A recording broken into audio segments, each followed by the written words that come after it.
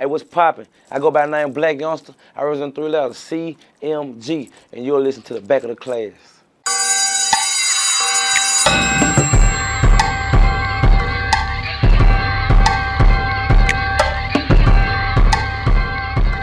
What up? Welcome to the 34th episode of the back of the class. Now, Juan. 34 is easy. Who's that?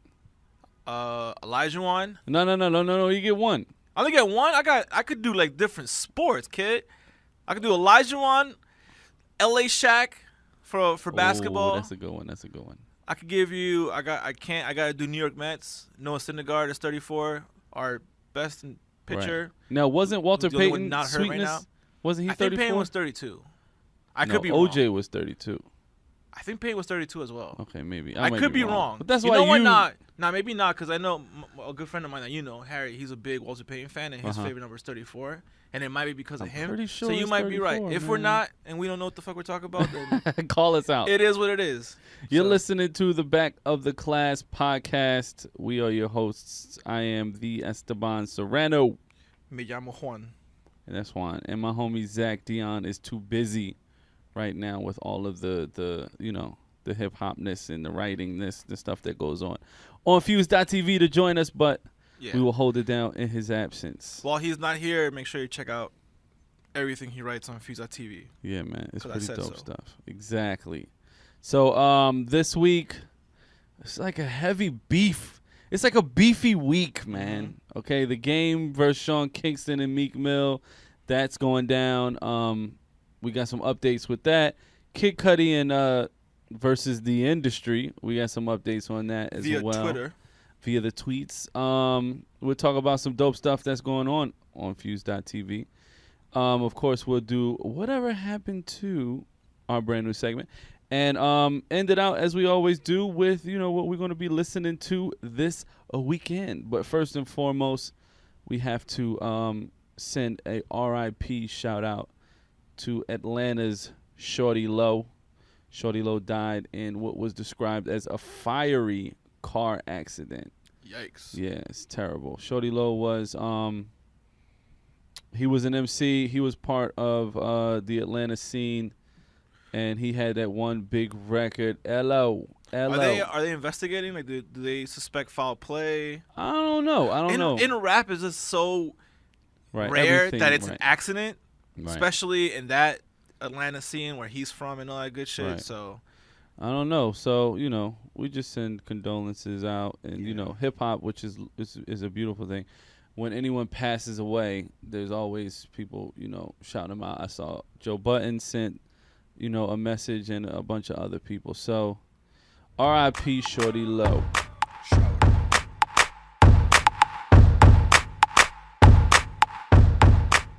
Let's recap the game Sean Kingston Meek Mill situation. What had happened was the three of them was in a club in L.A. Strip club. Sean Kingston, of course. What other club do they go to if they're not being paid to be there? But a strip club. Strip club. In the strip club, Sean Kingston gets robbed. I don't know how you get robbed. I don't know what the security is like in this strip club. But Sean Kingston get robbed of like a $300,000 chain. And at the end of the club, he calls the game. Is like, yo, I just got robbed. Help me get my chain back. The game says, I'll see what I can do. Of course, Sean Kingston then calls Meek, who was also in the club, was like, yo, I got robbed. And from what Sean said, Meek Mill said that's the game's people who probably robbed you. Go holler at him. And so then Sean Kingston, I guess, called the cops because the game claims that detectives came to his door in the middle of the night, and, all types of other craziness ensues. So now the game is calling Meek a rat, and Sean is saying that game is not a real gangster, and things go back and forth. But the interesting thing is... Sean said that game is not a real gangster. Oh, you didn't see the Sean Instagram? Sean Kingston is saying someone else isn't a real gangster. He said that my bad man, and he called him mad different. Yo, you know what I learned in this whole beef? You broke out the Jamaican accent. You know what I learned in this beef is that the things, like the Jamaican bad words, are like some of the most disgusting, diabolical But they sound so words. good. They roll off the tongue. Dude, I was listening to this. I almost, like, I had to go pray after I was listening to this. He told him to suck his mother, and then he was a pussy hole. Oh, my God. I can't believe I just said that. Dude, he was bumbleclot this. It was insane what he was saying to him. It's just funny because the guy who writes and produces all these pop songs about women and all that good stuff is calling another dude for not being a real gangster. When you're the one who got your chain stolen at a club. Right. So it's just kind of like, yeah, you ain't a G. But it's like, I'm sorry, sir. You got your chain stolen. You write pop songs for and about women. Come on, I man. think you might be the last person to accuse anyone of not being gangster. But he was super bad man, tough guy. You know me. Bad man. You know, blood clot, big tune that. I don't know. He was going ham in patois on his Instagram. But the game responds in the way that I always love from the game, and he does it eloquently, poetically in music. With the first record was, I think it was 92 bars, and he just went squirrel shit, rapping his butt off. Meek also put out a record to the young M.A. Ooh, he remixed that and had O'Malley, which is a dude from his Dream Chasers crew. He had the first two verses. Beanie Siegel appeared for maybe 4 bars in which he said, yo, if you want, let me know. I'll be in L.A. I'll be on a plane. I'll be in L.A. in 3 hours. He's going to need a loan to get on that plane. Oh, shit. And Meek Mill ended the record. But, again, not with very memorable lyrics. Like, the whole point of a rap beef is for you to say some stuff that go, oh, that was great. He killed. Come on, man. Like, the game.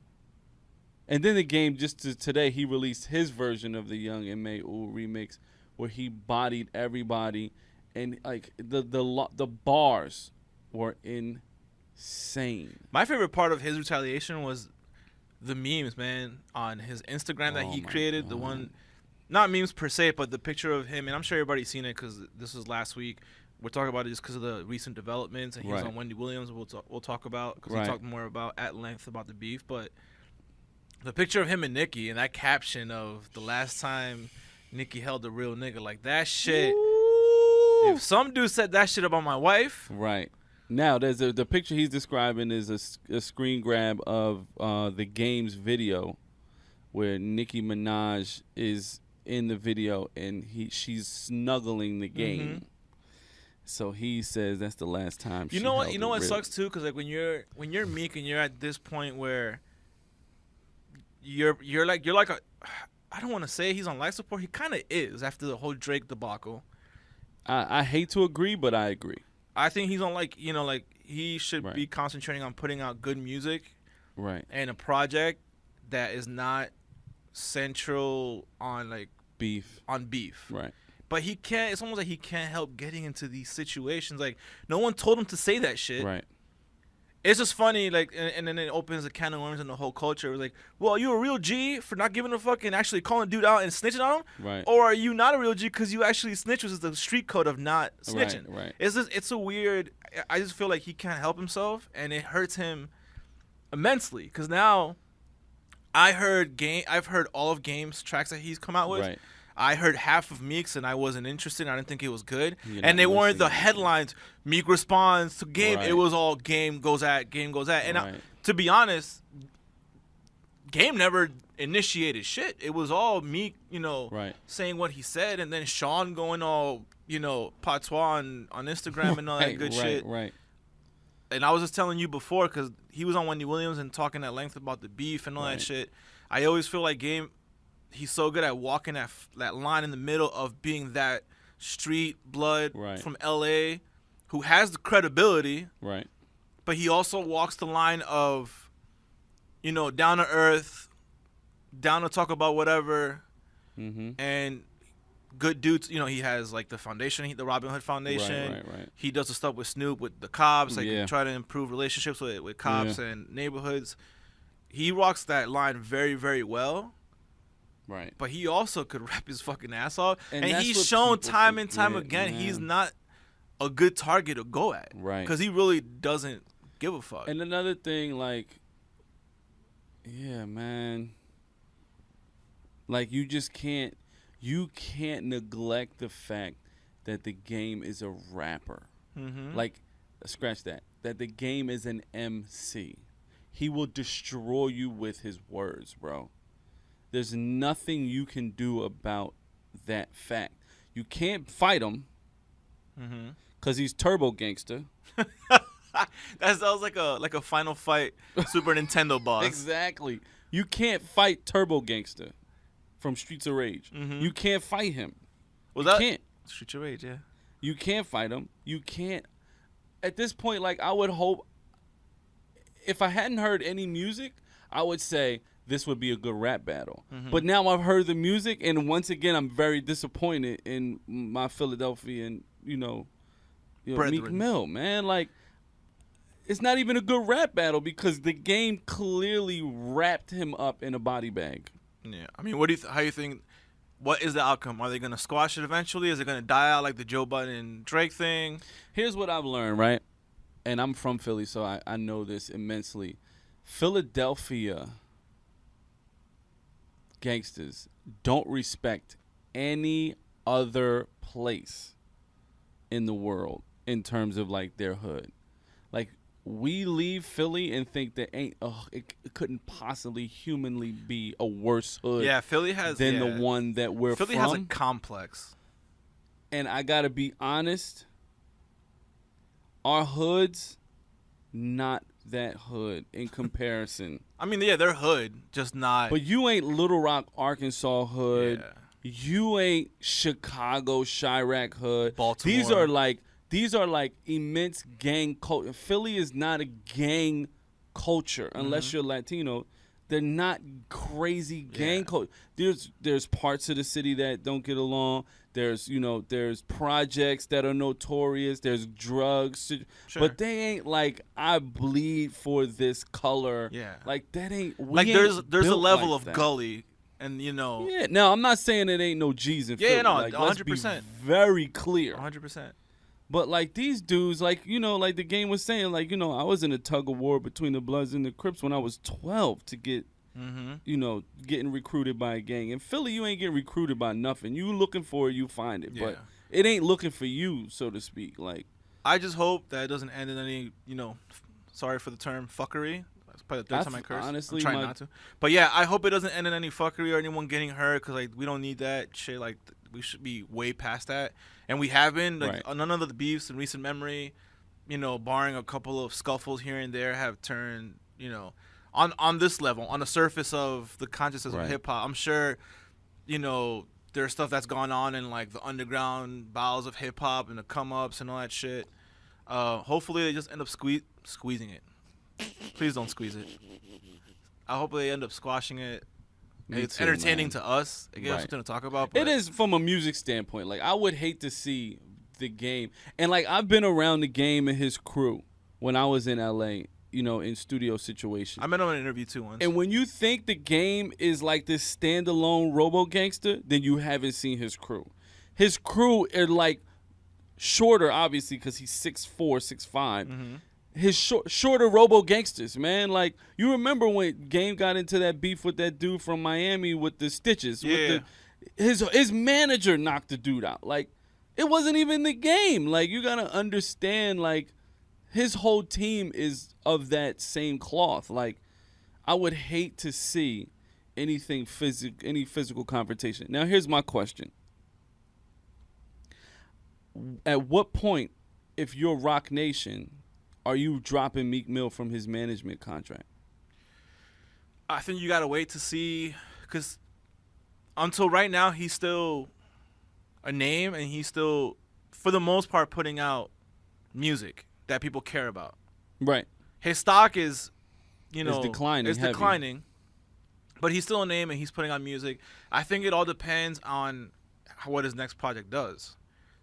And his next, like, major project, not a mixtape, not an EP, like his next. His mixtapes are always going to be killing. His next is going to depend on that, and if he keeps getting into these stupid squabbles, man, because it's one thing if people are coming after you, but it's another thing if you're just instigating these things that you shouldn't, Right. in light of recent events with other rappers that you've had, you should not be going out actively trying to start beef with other people. So Right. hopefully he just makes good music. Game, I know is dropping his 1992, which Yeah. I'm excited to listen to because I Yeah. like Game. Yeah, the Game is And they dope. could just move on, and me could just, steadily come back and just learn from all this fuckery. Because if he keeps at it, and I was telling you this the other day, I mean, I don't know the relationship. I don't care about the relationship. That's, Right. But like at some point, she's gonna be like, yo, you keep doing this shit, and my name keeps getting dragged into everything. Right. Obviously, like, can you just stop? Or, I don't know. hopefully he man. just learns and I mean, moves like, on. I'm just thinking from a business standpoint. If like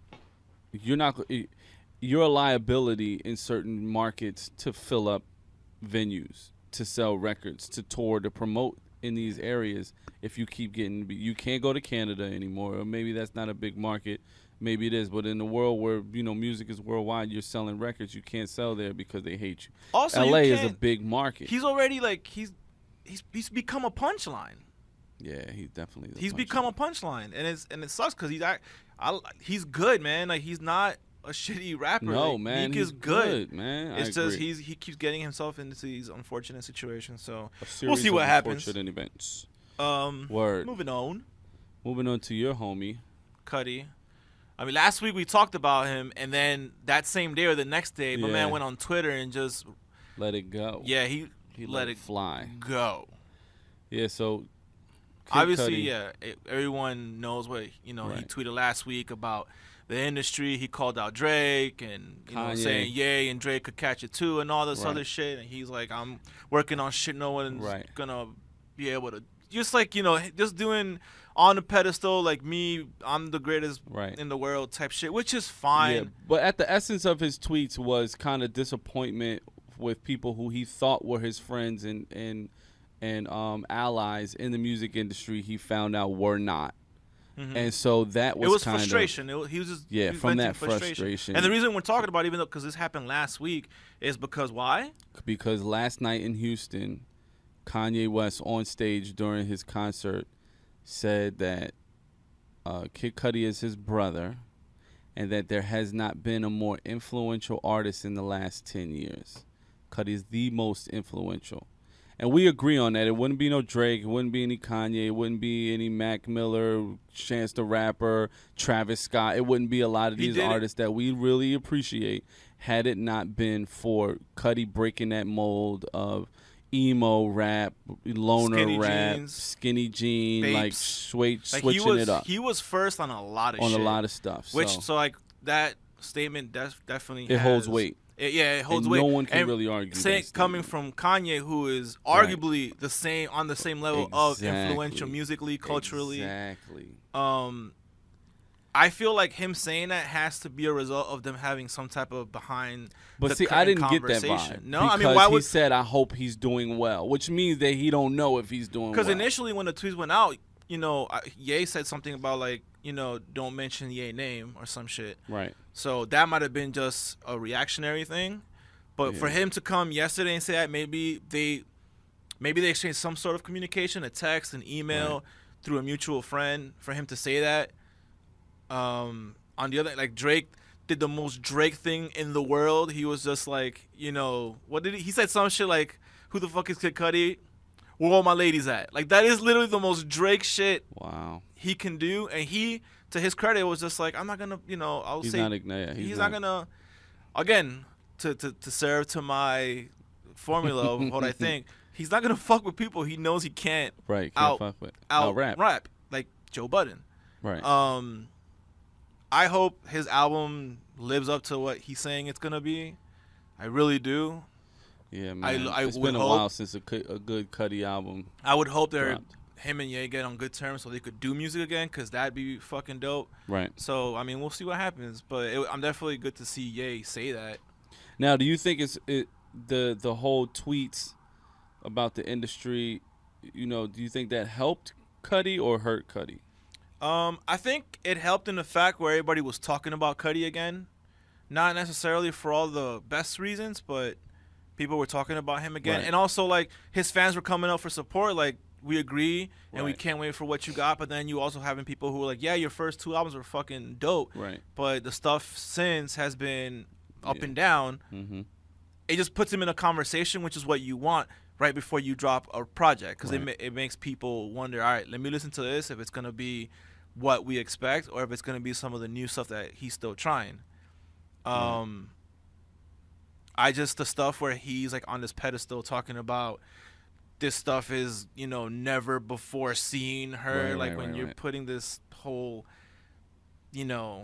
parade on, Right. I get it, but at the same time, dude, Let it great, talk. but show us Right. with your music. Let the music, Especially talk to the you. fans who have been riding with you and always defend you when people Right. turn on you. So, yeah, I think it was big of Kanye to say, Oh yeah, to give him props.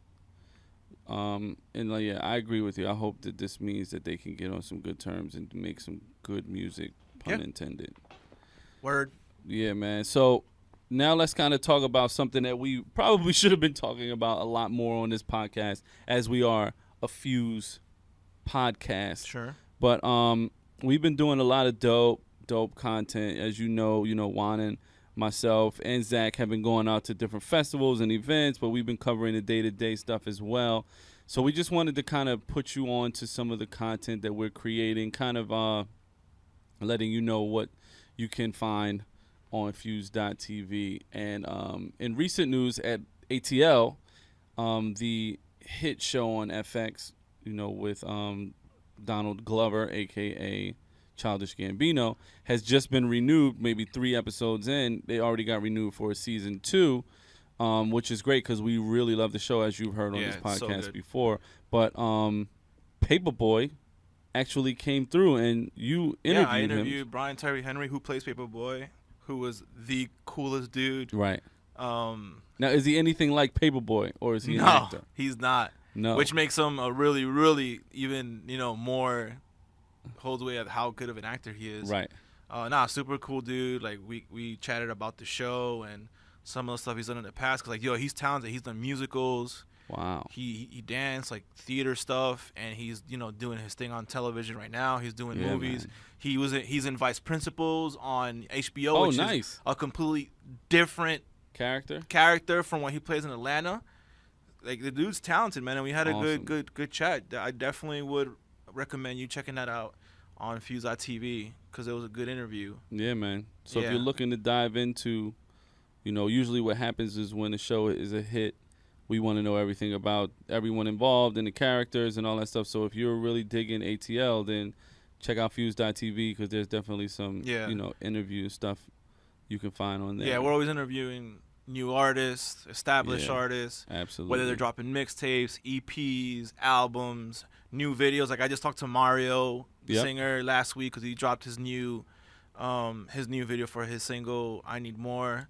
Yeah. If you're a big Mario fan, check that out because his next project's looking to be pretty good. Yeah, man. He's trying new things. He's a smart kid, too. And we He's also been have around for a original minute. stuff that we produce. Esteban and I have been producing a show called Soul Searching, which is based on sneaker culture because we're both sneakerheads. Sneaker As much as we lovers. can be, having kids, Yeah. and which means we have limited funds. But we appreciate the culture. Since Right. we were younger, we try, we do our best to stay on the pulse of it. And we've done so many episodes now that I don't even Yeah, have a dude. number. Check this out. I don't even know if you remember this, but our 4 episodes into this, and this maybe have been 3 years ago, 4 episodes into Soul Searching, Complex rated us in the top 10 Yeah. sneaker shows on YouTube because at the time we were on YouTube. Yep. We were only 4 episodes in.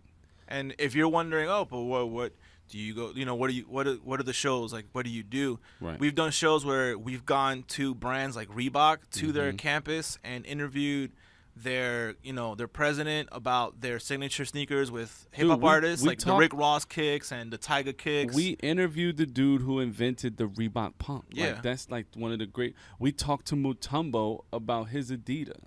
You know what I'm saying? Pusha T about his Adidas. You know we what I'm talked saying? to Shumpert when he dropped his Adidas when Right. he was still on the Knicks. Yeah, we, man. We and then talked to Just Blaze about Yup. his collaboration. And We've it goes done far so from that many. because if you're a sneakerhead, it's not just sneakers because you Nah. dress accordingly. So we've done episodes where We interviewed Carl Banks from the Giants about the starter satin jackets that are back. They're back. Jason Mark, who, if you like to keep your sneakers in pristine, clean condition. Yeah, like we talked to them about, their stuff. Stance socks. All about come on, like every aspect of this culture, we try to dive in, and that was kind of our intention with the content that we create as content creators. We don't want to create the content that everyone is already creating. We want to offer some originality, and we want to offer something that's missing from the space, because it's nothing for us, because we've been doing this, combined more than 20 years. It's nothing for us to take an idea that's already being done and do it. But that's not a challenge, and that's not who we are. So creating Soul Searching was giving the sneaker community and sneaker lovers something that they haven't been seeing. So if you haven't seen it, then you're missing out. But the good thing is you can binge watch probably 30 episodes. Yeah. And we have our latest episode, which goes up this week.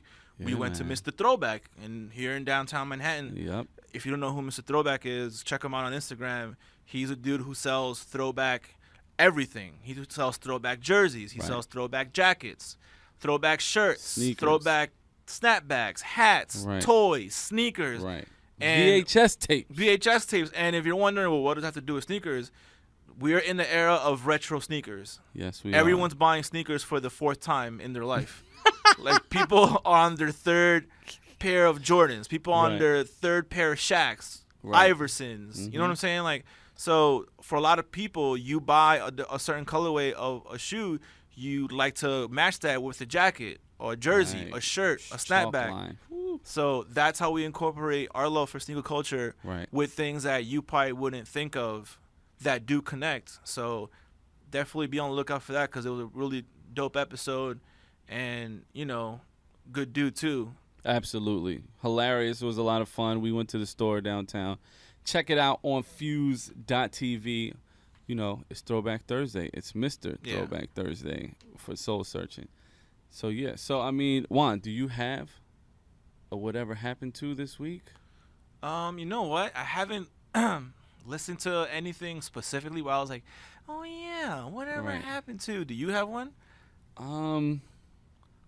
What's funny? So I was watching, the other day we were in the office, and I looked up and I said, is that Praz? And you were like, yes, it is Praz. And I'm like, what the heck? Whatever happened to Praz? That's actually a good... He was a smart dude, so I'm sure he's doing something. He might be excuse me. Might be producing. We saw him in a movie. It wasn't even like, we saw him in a video. But I know he's still making music. 'Cause I remember a couple of years ago, he was supposed to come in for an interview promoting something, and he couldn't make it. He canceled last minute. So he's definitely doing stuff. What that stuff is, I have no idea. We have no idea. I mean, we know, obviously Lauryn Hill is the biggest name we're ever going to hear of from the Fugees, and we know what she's up to, and she's trying to reclaim her brand and her artistry, and like show up on time to performances and create new music and things like that. We know that Wyclef is producing everybody's everything and trying to be the president and trying to be a superhero and all this other stuff that he does. But we didn't know what the heck Praz was. I forgot Praz existed until I looked up and saw on Fuse. Yeah, unfortunately. I'm like, oh wait, there was a 3rd member of the Fugees.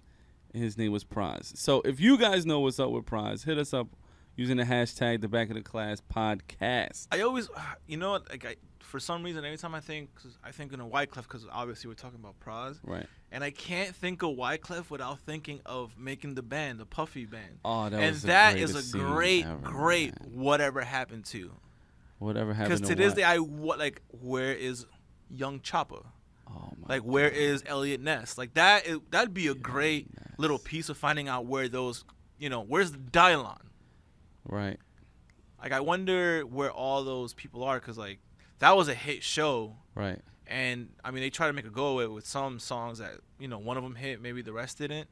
But they weren't not talented. They all had something to offer. We were glued. But you never heard from any of them ever again. And if you did, it was sprinkle here. Oh, remember that person from making the band? Right. They're making this mixtape. I wonder what all of them are up to.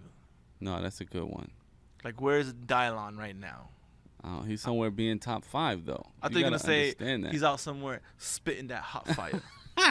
No, that was too easy. Yeah. Too easy. So yeah, whatever happened to And if him. you guys have any whatever happened to, Right. please hit us up on Twitter. Right. You know, we will definitely talk about it because these things come at us randomly. Of you hear a song or you see a video or you Right. see a headline.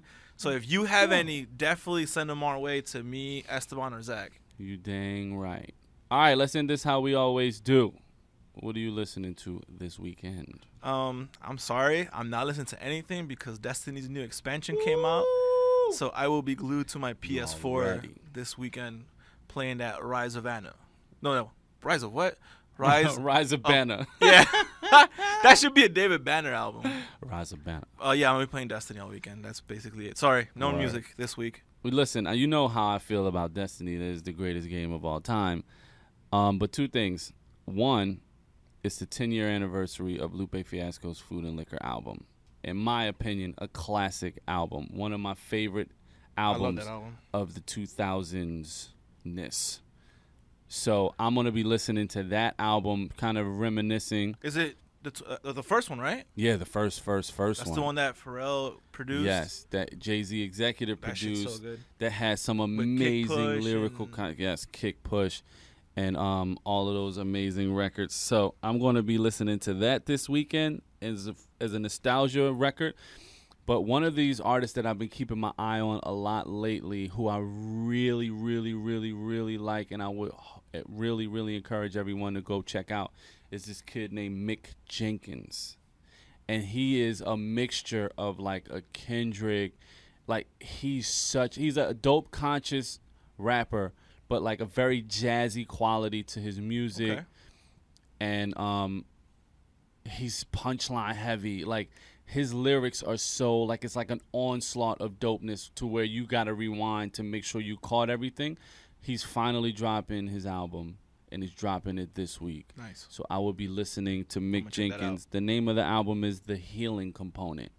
Dope. And I can't wait to hear this album, man. Mick Jenkins is amazing.